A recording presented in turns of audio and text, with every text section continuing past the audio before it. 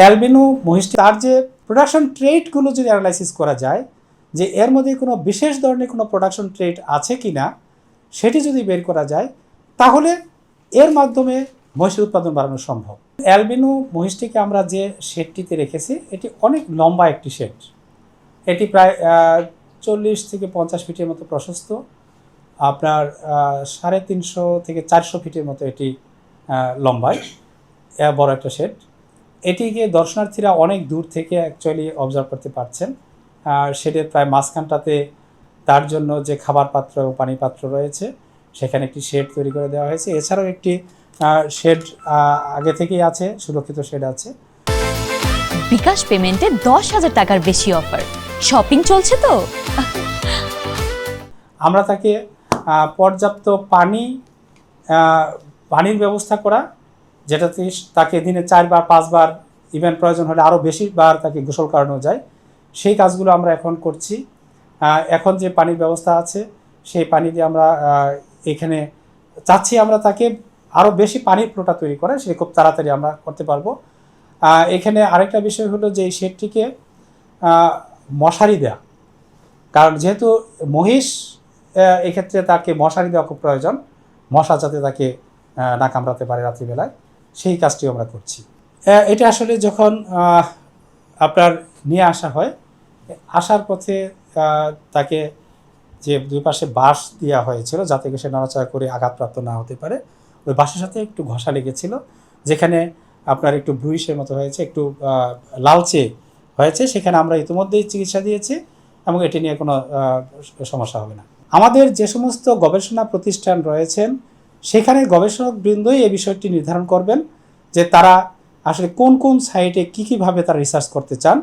আমরা শুধু এটিকে বলবো যে এটি একটি সম্ভাবনা রয়েছে যে যার মাধ্যমে মহিষের উৎপাদনও বাড়ানো সম্ভব হতে পারে, সেই জায়গাটিতে গবেষণার সুযোগ রয়েছে। আমি শুধু এতটুকুই বলছি। এখানে আসলে যে তার যে আপনার প্রোডাকশন ট্রেটগুলো যদি অ্যানালাইসিস করা যায় যে এর মধ্যে কোনো বিশেষ ধরনের কোনো প্রোডাকশন ট্রেট আছে কি না সেটি যদি বের করা যায় তাহলে এর মাধ্যমে মহিষের উৎপাদন বাড়ানো সম্ভব। আমাদের এই মুহূর্তে চিড়িয়াখানাতে কতগুলো নতুন প্রাণী আনার পরিকল্পনা রয়েছে। আমরা ইতিমধ্যে ওয়ার্ক অর্ডার দিয়েছি এবং সাইটিস পারমিট পাওয়া গিয়েছে।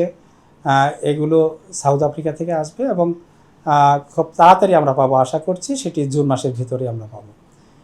এখানে আমরা 4টি চিতাবাঘ, আমরা 2টি ওয়াইল্ড বিস্ট এবং 2টি আপনার ওয়াটার বাঘ, এইগুলো আমাদের চিড়িয়াখানাতে নতুন আসবে। আমরা আসলে নৃশংস প্রাণীগুলোকে সঙ্গী দেওয়ার জন্যই একটি পরিকল্পনা প্রণয়ন করেছি। সেখানে 5 বছরের জন্য আমরা নতুন করে কিছু প্রাণী সংগ্রহের জন্য এই পরিকল্পনাটি মন্ত্রণালয় কর্তৃক অনুমোদিত হয়েছে। আমাদের বাজেটের উপর ভিত্তি করে আসলে আমরা প্রতি বছর প্রাণী ক্রয় করব।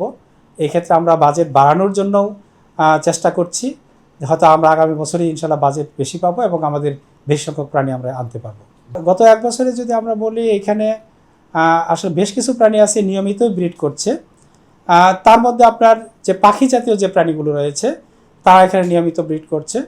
আর সম্প্রতি আমাদের জানুয়ারি মাসে 4টি বাঘের বাচ্চা জন্ম নিয়েছে, যার মধ্যে 3টি অ্যালবিনো হয়েছে। আর আমাদের জিরাফ বাচ্চা দিয়েছে, এটিও জানুয়ারি মাসে জন্ম দিয়েছে, এখন সম্পূর্ণ সুস্থ আছে।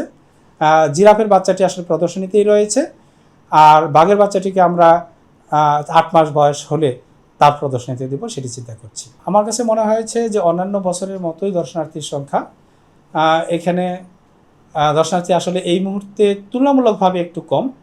আরেকটু আমার মনে হয় যে বিকেলের দিকে দর্শনার্থীর সংখ্যা অনেক বৃদ্ধি পাবে।